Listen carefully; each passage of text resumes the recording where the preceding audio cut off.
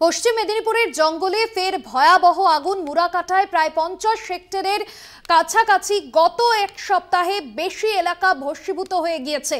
লোকালয়ে বন্যপ্রাণী ঢুকে যাওয়ার আশঙ্কা। প্রাথমিকভাবে মনে করা হচ্ছে যে পরিকল্পিতভাবে কেউ এই আগুন লাগিয়ে দিচ্ছে, যদিও এই আগুন নিয়ন্ত্রণে আনার চেষ্টা করছে, তবে বন্যপ্রাণী ঢুকে যাওয়ার আশঙ্কা করা হচ্ছে লোকালয়ে। কারণ বনাঞ্চলে যেভাবে আগুন লাগিয়ে দেওয়া হয়েছে, ভয়াবহ আগুনের ঘটনায় বনাঞ্চলের থাকা প্রাণীরা তারা লোকালয়ে বেরিয়ে আসতে পারে আগুনের হাত থেকে রক্ষা পেতে, এমনটাই মনে করা হচ্ছে। মুরাকাটার ঘটনা, পশ্চিম মেদিনীপুরের মুরাকাটার জঙ্গলে ভয়াবহ আগুন।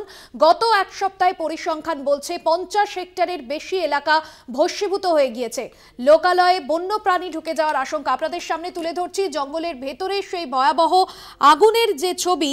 পশ্চিম মেদিনীপুরের মুরাকাটার জঙ্গলে পরিকল্পিতভাবেই এই আগুন লাগানো হচ্ছে বলে এখনো পর্যন্ত প্রাথমিকভাবে বন দফতরের তরফে মনে করা হচ্ছে।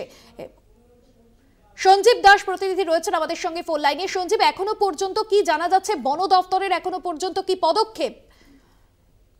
সত্যি যেটা দেখা যাচ্ছে যে গত কয়েকদিন ধরেই মেদিনীপুর লাগোয়া যেসব জঙ্গল আছে, জঙ্গলে পাতা ঝরতে আরম্ভ করেছে। বিশেষ করে শাল গাছের পাতা, সেই শাল গাছের পাতা ঝরতে আরম্ভ করেছে। শুকনো পাতা, সেই পাতাতে কেউ বা কারা বদমাশি করে যতটা সম্ভব আগুন লাগিয়ে দেওয়া হয় এবং গাছ কিছুটা শুকনো গাছ চুরি করে নিয়ে যাওয়ার ধান্দাতেও থাকে অনেকে।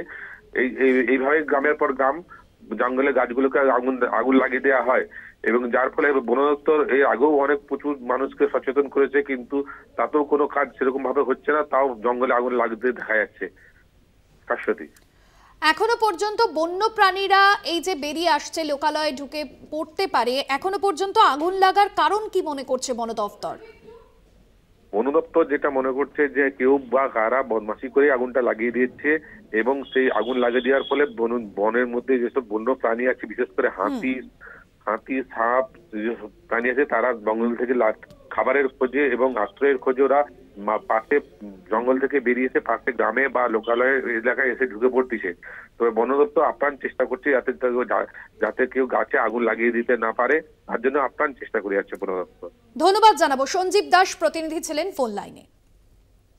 পশ্চিম মেদিনীপুরের জঙ্গলে ফের ভয়াবহ আগুন। গত এক সপ্তাহে পরিসংখ্যান বলছে যে 50 হেক্টরের ওপর বনাঞ্চল আগুনে ভস্মীভূত হয়েছে। বন দফতর প্রাথমিকভাবে মনে করছে পরিকল্পিতভাবে এই আগুন লাগানো হচ্ছে।